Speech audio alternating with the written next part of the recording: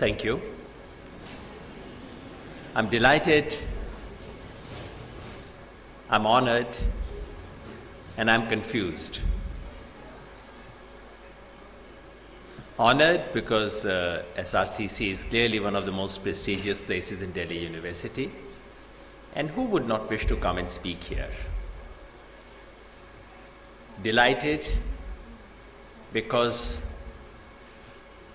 I really like interacting, having a conversation with younger minds. And confused because I don't know why I'm here and what I'm supposed to do. Commerce is almost as distant as anything can be to who I am and what I propose to do in my life.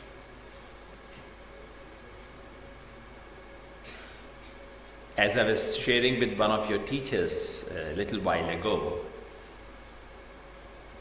if you give me a 10-rupee note, I wouldn't know how to invest it or how to use it meaningfully. So in that sense, I'm as inappropriate a person as you could have chosen for this occasion.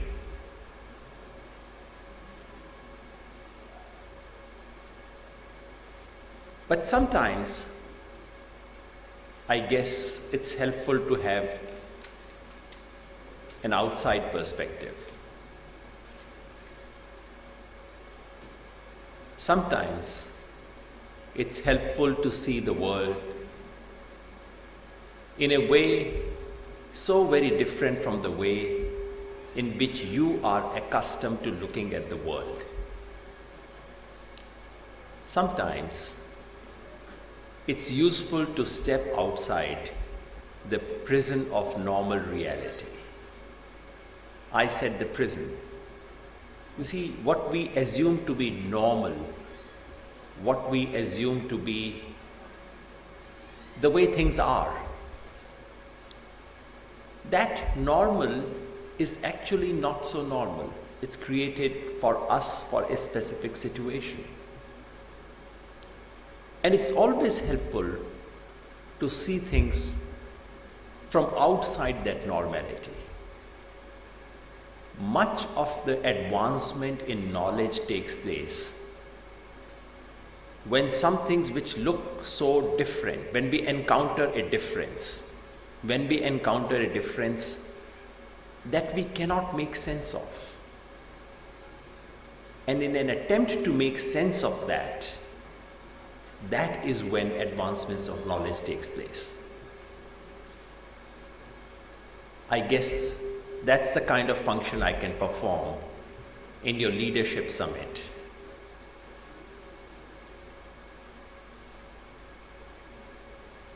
Sometimes leadership can mean people who happen to be called leaders. Sometimes it can involve people who are not called leaders.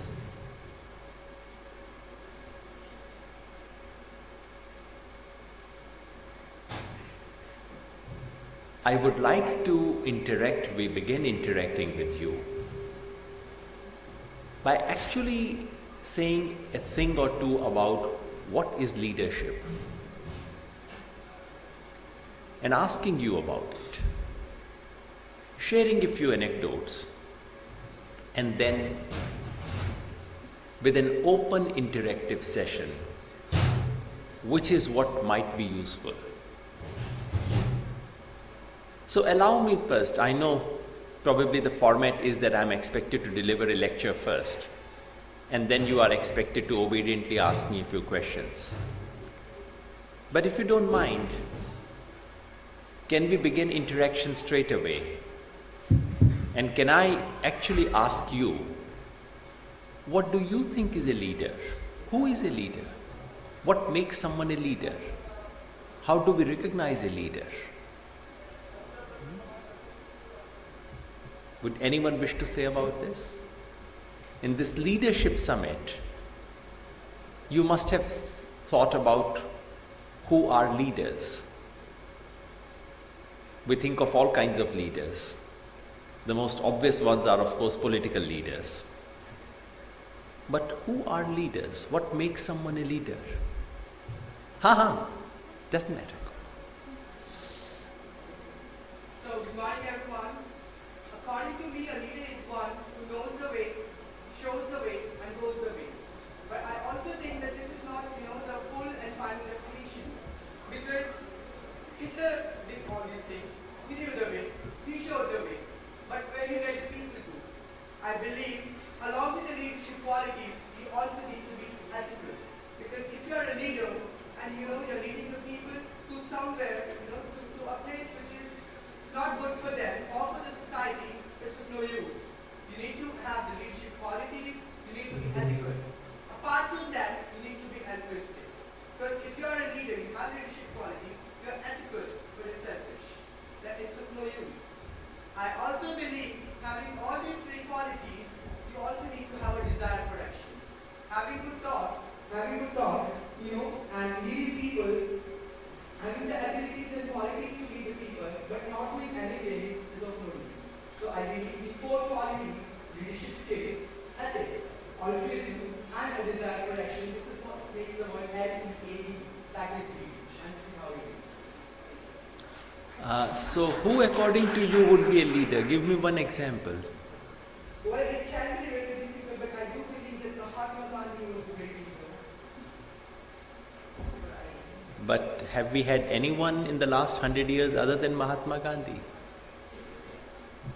Well, a leader, the thing can be as simple as a class monitor and can be the Prime Minister of India. It doesn't need to be, on a grand scale, but it can make a difference on a small level itself, that also.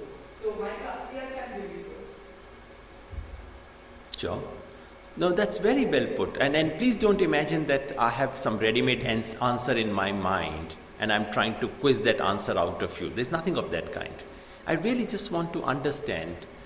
So you said someone who knows the ways, shows the way, and leads the way, and takes us to that position. And these things. You can be a good leader, you can be a bad leader. About Hitler, can we say he was a leader, but he was a bad leader? He was a good leader, but he lacked ethics. Yeah, so he was a leader, but he took his people to a very bad sort of end. And can leadership be about pursuing self-interest?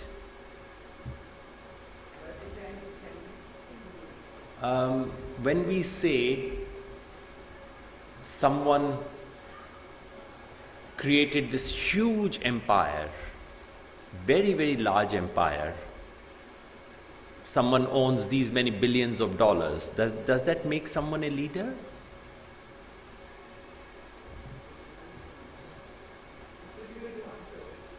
Why? Well, yes. If it has allowed people working for him and he was the common good, definitely it's a leader. Yeah. The only reason I was just quizzing you is not to interrogate or anything. It's just that I think we come with some ready-made package of definitions, which are very nicely worded and so on. They are very nice to speak to in a gathering. But when operationally we use some other definitions in our mind. That's why it's good to be able to use definitions which we actually have in our mind, which we actually operate with.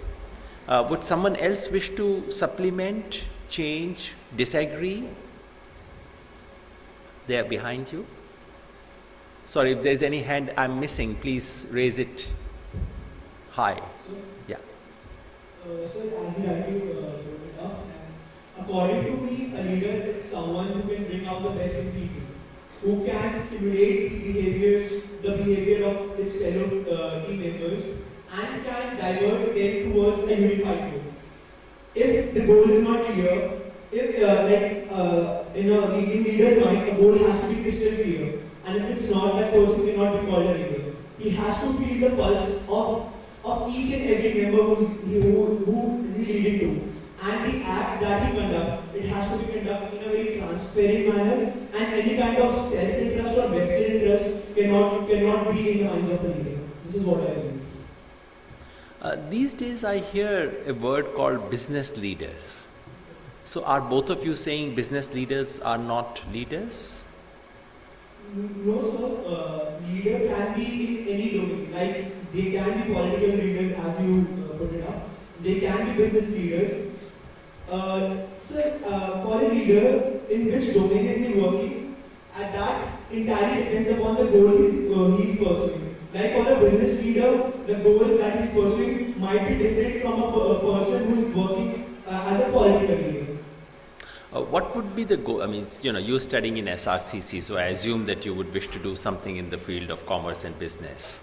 What would you like to be? What kind of a leader would you like to be? So firstly, I'm not in SRCC. Okay. Where are you from? Sir, from Shri Sudhir for the business studies. That's right. Okay, good. Sir, for me, I wish to be a leader who can make people comfortable in his leadership. Because I don't want any kind of people who can say that there might be 10 people who can say that I'm a good leader, but there might be 2 in my team who can say that I'm not. And that is like a defeat for me, not a victory of my leadership. So I want to be a leader. Not everyone can idealize it. I want to be a leader where each and every people under my leadership feel comfortable and they feel a sense of trust in the activities that I am pursuing, in the goals that I am desiring.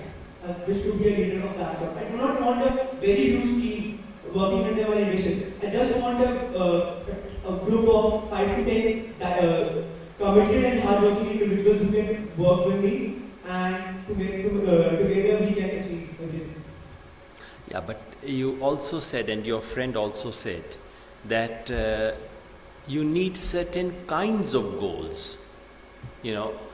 That there is a small group which trusts in the leader, and the leader does something.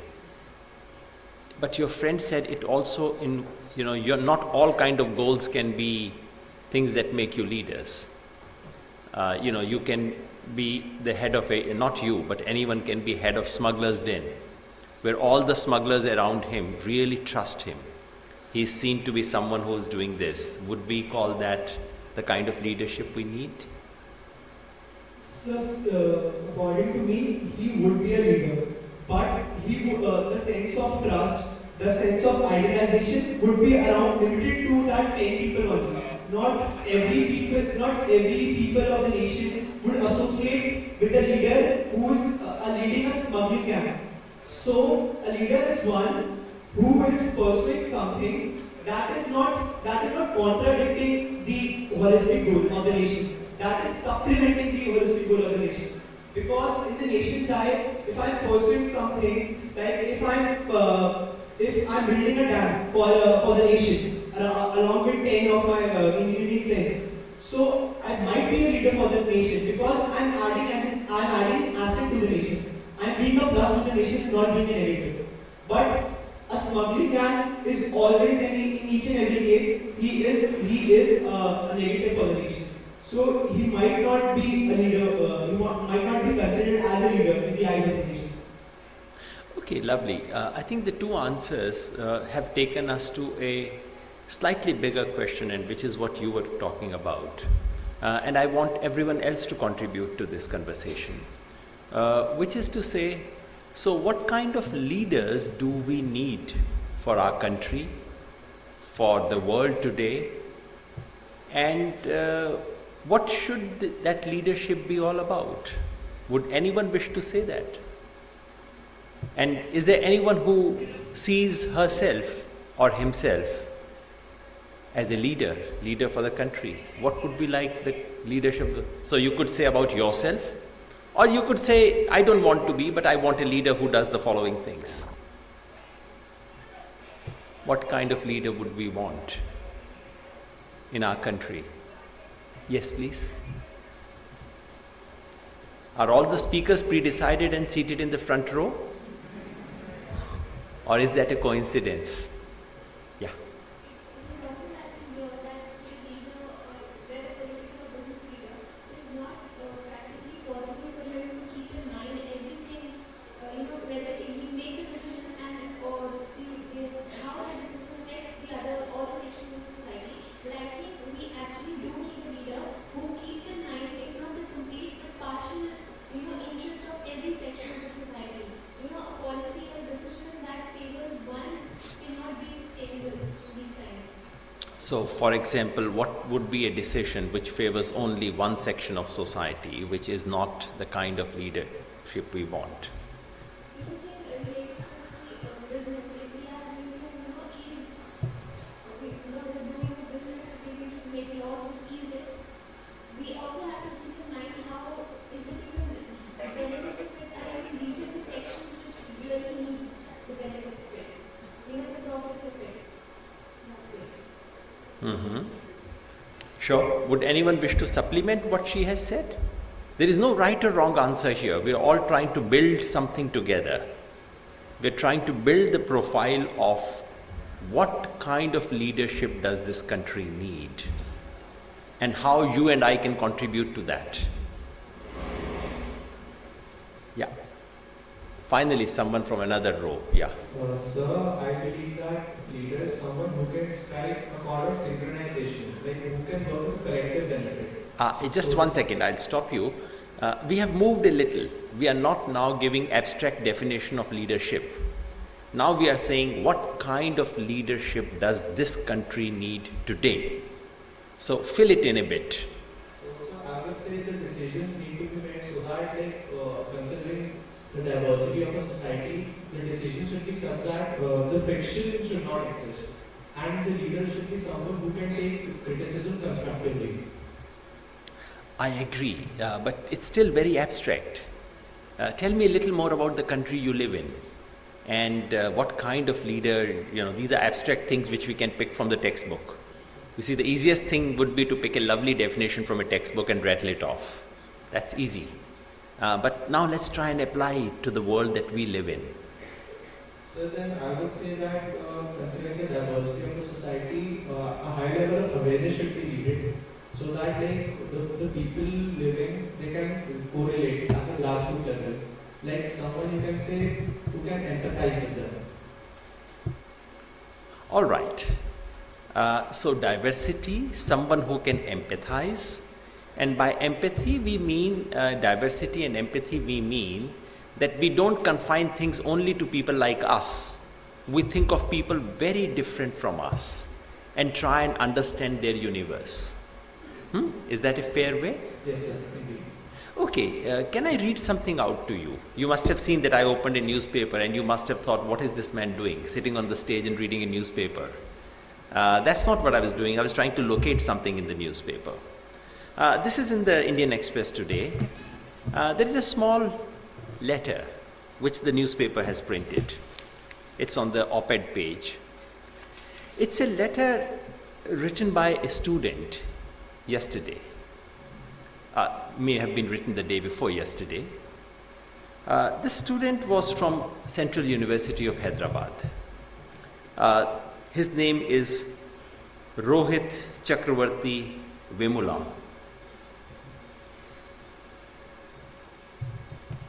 I'll read bits from this letter and we'll try and think what is it that he's trying to communicate. He says, I will not be around when you read this letter. Don't get angry with me. I know some of you truly cared for me, loved me, and treated me very well. I have no complaints with anyone. It was always with myself that I had problems. I feel a growing gap between my soul and my body. And I have become a monster. I always wanted to be a writer of science, like Carl Sagan. At last, this is the only letter I'm going to write. You probably can guess. This is the suicide note of the student. from Central University, Hyderabad. He committed suicide day before yesterday.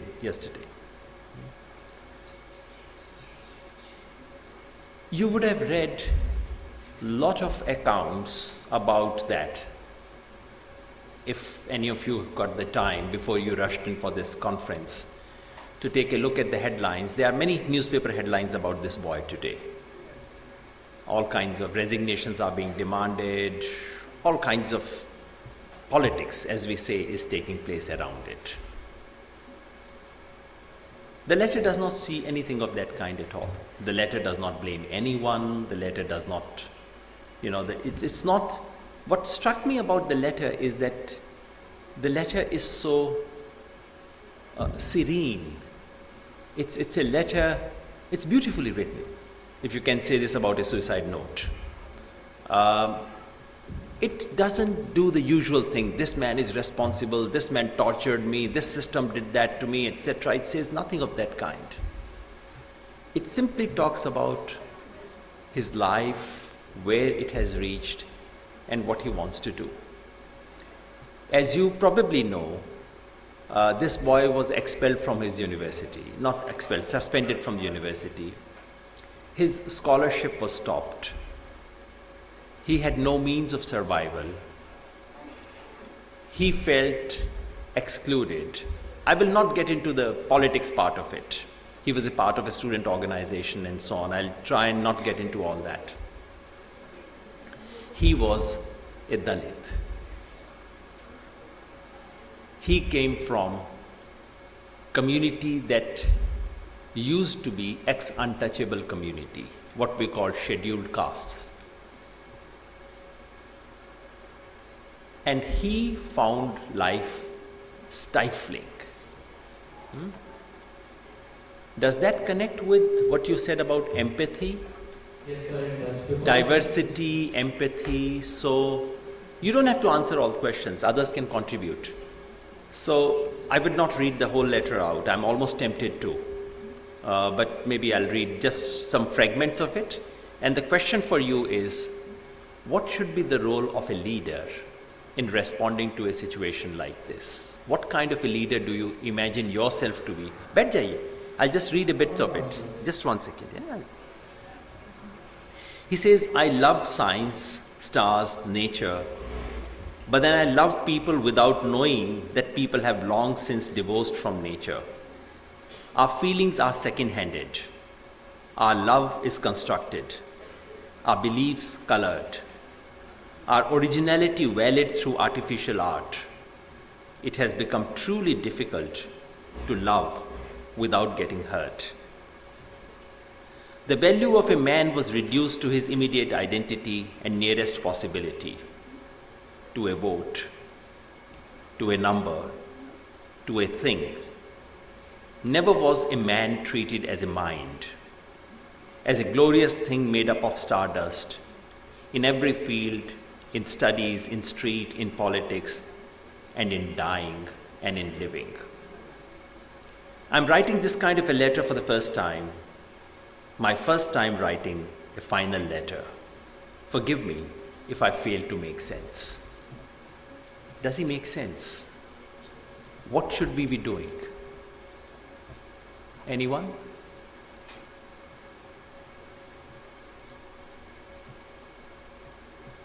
Yeah, please.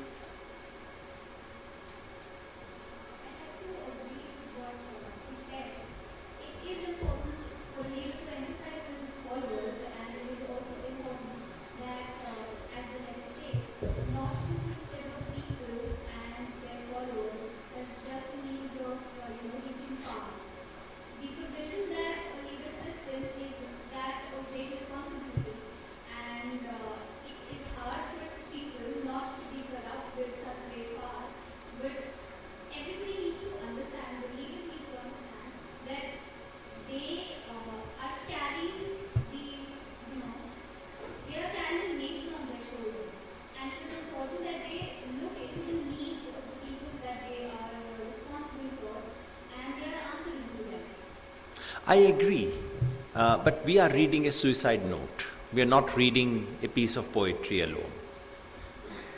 what should we be doing in this situation? He is saying something. When someone is writing a suicide note, they're trying to say something to us. What is it? How would, we heard some nice things about leaders and what leaders ought to be. So what should a leader do? What would you like to know about this person and conditions that made him commit suicide? And what would a leader wish to do about? Would you want to ensure that things like this do not happen again? How?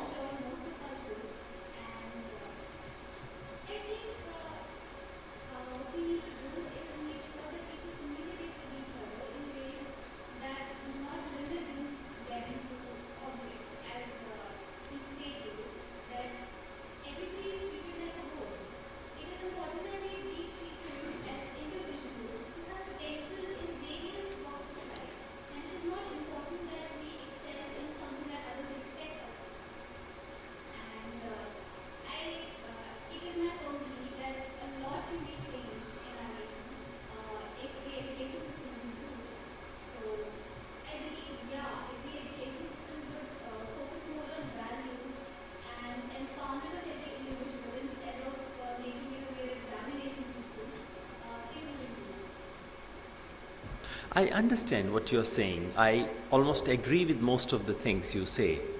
But I'm unclear how it connects to what this boy is saying here. Maybe I'm failing to understand that. Maybe someone else would wish to enlighten me. I would just read again bits of it. He says, if you, who is reading this letter, can do anything for me, I have to get 7 months of my fellowship, rupees 1,75,000. Please see to it that my family is paid that. I have to give some 40,000 rupees to Ramji. He never asked for it back, but please pay that to him from that. And he says, for one last time, let me say, Jai Bhim. Does something connect? Yeah. Sure, there's a hand there. Yeah, sorry. And then here. Yeah. Okay. The mic goes there.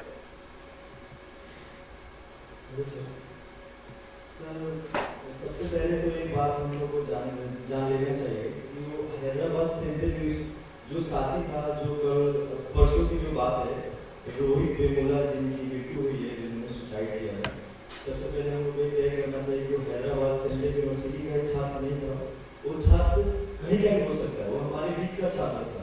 ये नहीं सोचना चाहिए कि Hyderabad central university में घटना हुई है, यह घटना कहीं भी हो सकती है। हमारे बीच, हमारे दोस्त का, हमारे बीच का साथी हो सकता था, कोई भी साथी हो सकता था। रही बात कि हम लोग दिल्ली विश्वविद्यालय में पढ़ते हैं, जवाहरलाल नेहरू विश्वविद्यालय में पढ़ते हैं, हैदराबाद सेंट्रल यूनिवर्सिटी में पढ़ते हैं, किस तरह की शिक्षा दी जाती है हम लोगों को, किस तरह का हम लोग को जो हमारा एजुकेशन सिस्टम है, हम लोग किस तरह का शिक्षा देता है। हमारे बीच का साथी जो अपने लेटर में लिखता है, मैं अपनी आत्मा और अपनी देह के बीच की खाई को बढ़ता हुआ महसूस करता हूँ। ये कितनी बड़ी दुखद बात है कि हमारे बीच का साथी इस तरह की बात लिखता है। यह एक सवाल, एक बहुत बड़ा सवाल है कि मैं अपने आत्मा और अपनी देह के बीच की खाई को बढ़ता हुआ महसूस करता हूँ। सर, बिहार में जब एक घटना होती है कि विधवा महिला के हाथ का खाना खाने से कुछ गाँव वालों ने बच्चों को मना कर देता है कि बच्चे आप लोग इस विधवा महिला के हाथ का खाना नहीं खाना, क्योंकि वो अशुभ महिला है, उसको सुबह सुबह नहीं देखना चाहिए। क्योंकि इस तरह की बातें बताई जाती हैं तो एक प्रदेश को बदनाम किया जाता है, बिहार को बदनाम किया जाता है, या बिहार की किसी जिलों को बदनाम किया जाता है। लेकिन उस तरह की घटना दिल्ली में होती है, हैदराबाद में होती है, या देश के अन्य राज्यों में होती है, उसके ऊपर हम लोग को क्या करना चाहिए? यही मेरा प्रश्न आपसे था। आप बिल्कुल सही कह रहे हैं। मेरा प्रश्न आपसे यही है कि हमें क्या करना चाहिए। मैं यही सोच नहीं पा रहा हूँ कि हम लोग को क्या करना चाहिए। ठीक बात है, नहीं, अच्छा है। ईमानदारी से ये कहना कि मैं सोच नहीं पा रहा हूँ, ये कहीं बेहतर है, बजाय कि कुछ शब्दों का गुलदस्ता फेंक देना। है ना, सोचना, ये कहना कि मैं सोच नहीं पा रहा हूँ, ये शुरुआत है वाकई सोचने की, है ना। और सोचने की बजाय बने बनाए रेडीमेड गुलदस्ते फेंकते जाना, इसमें हमें पता भी नहीं लगता कि मैं सोच नहीं पा रहा हूँ, है ना। कम से कम हमने ये तो कहा, बहुत अच्छा कहा आपने, शायद ये मदद करेंगे हमारी। जी बताइए। So we'll take one more question. Sure. What is your deadline? So 11.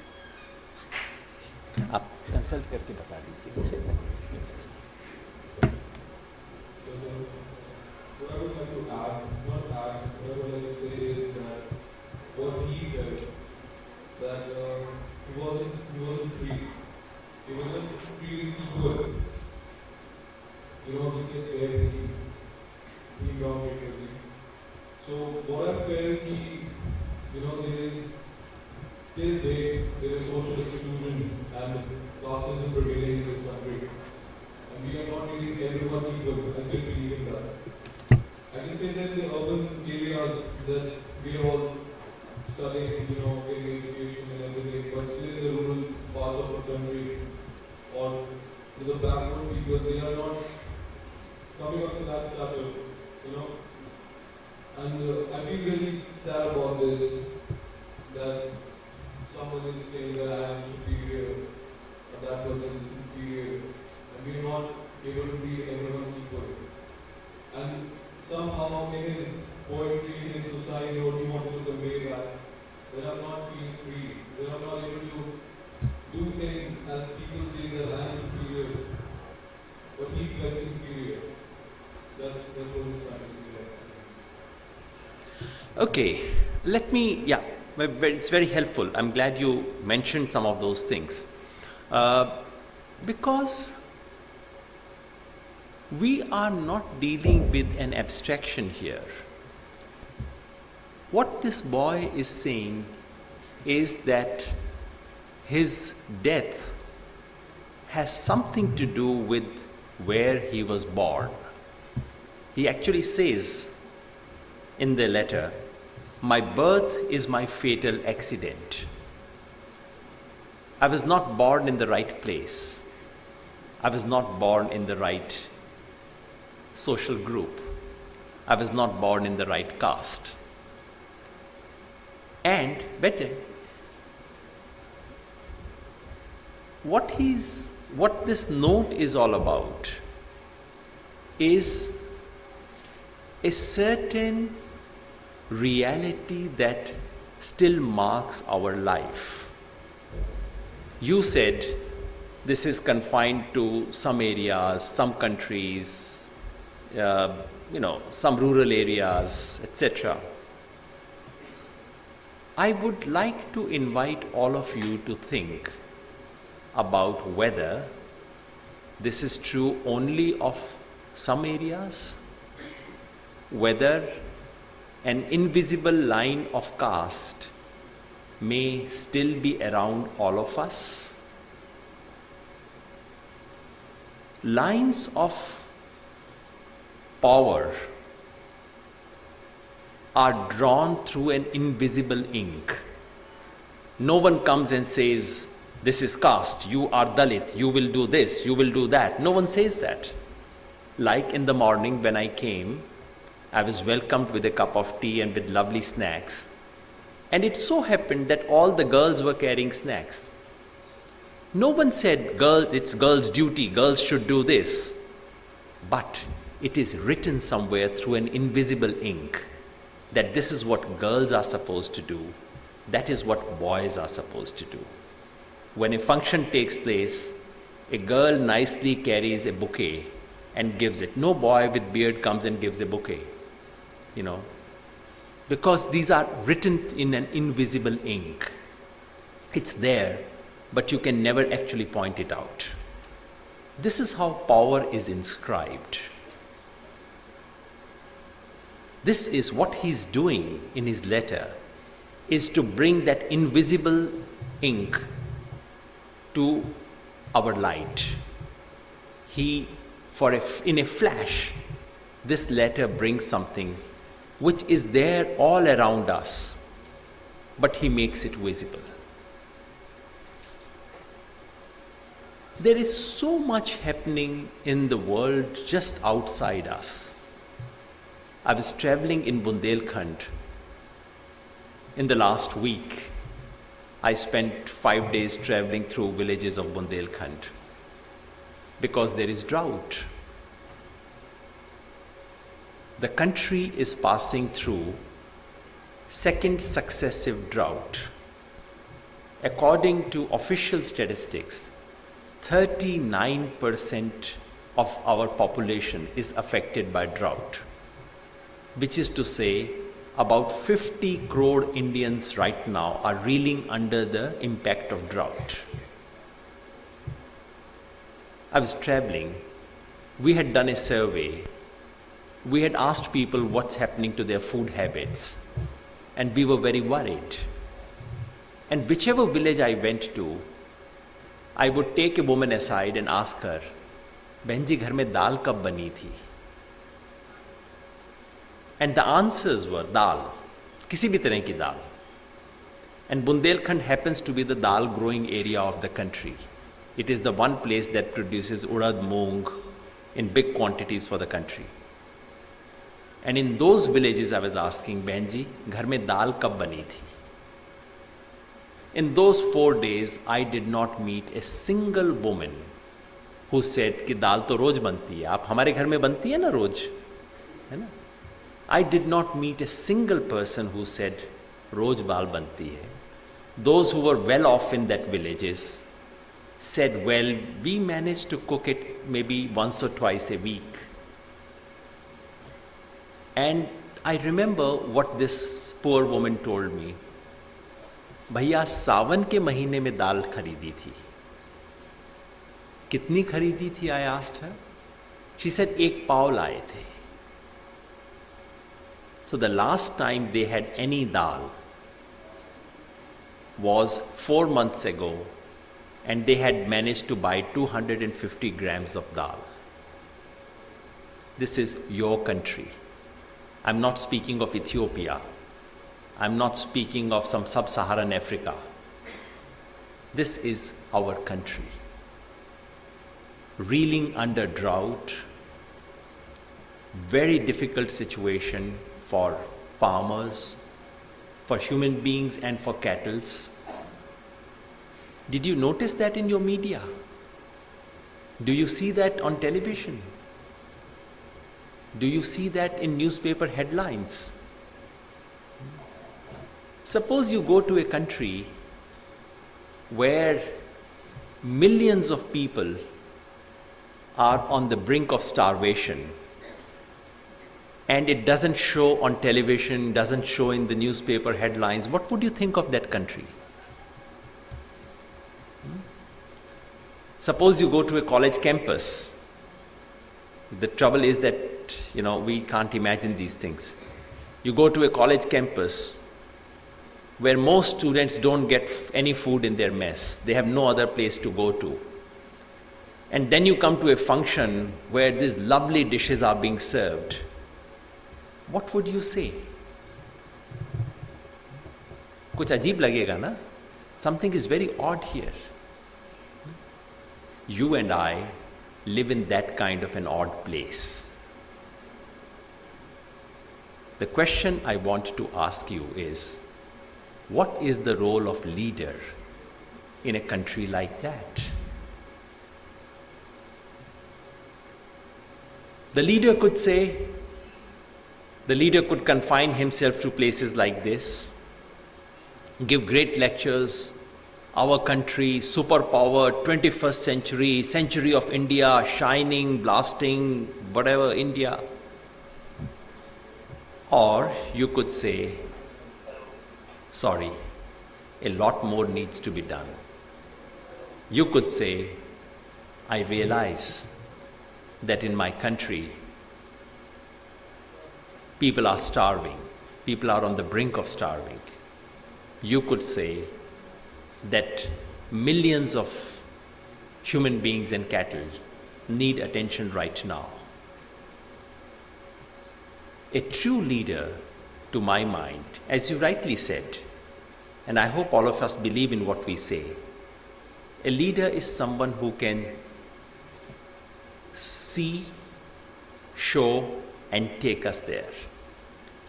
To my mind, a true leader for this country would be, following from what you have all said, someone who can see the truth of this country, truth outside rooms like this, truth outside the nice, cozy English-speaking universe that we have created. And I'm glad one of us spoke in Hindi.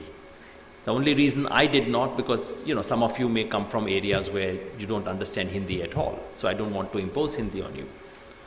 But can we see the truth outside that little bubble in which we live? A true leader would. You mentioned Mahatma Gandhi. What would Mahatma Gandhi say right now? Mahatma Gandhi would probably be traveling in Bundelkhand, traveling to Marathwada. Do we know where was Mahatma Gandhi on 15th of August 1947? He was alive. Yeah, Mahatma Gandhi was not in Delhi. The father of this nation was alive and in India on 15th of August 47 when the nation was born. And he said, sorry, I have no time to waste on these ceremonies. There was communal riots happening in Bengal, and he said he was needed in those villages.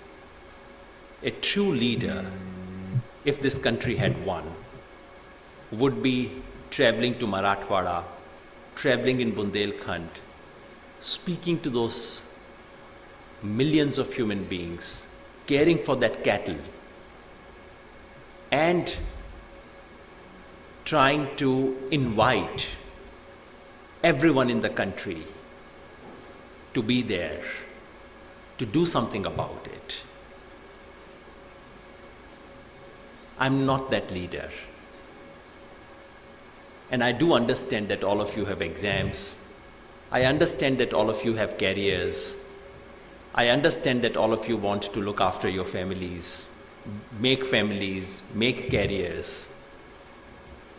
But at some point, if you get tired, at some point, if it strikes you that the world of this glittering universe that we have created for ourselves may be fake, at some point, if you want something meaningful in your life, I'm sure many of you would wish to step out of that bubble. Many of you would discover your own Bundelkhand of that time. And that, I suggest, is when your journey for leadership will begin. All I can do right now is to invite you to that journey. That journey may begin today. That journey might become 20 years from now. But I do hope that all of you will undertake that journey. Thank you.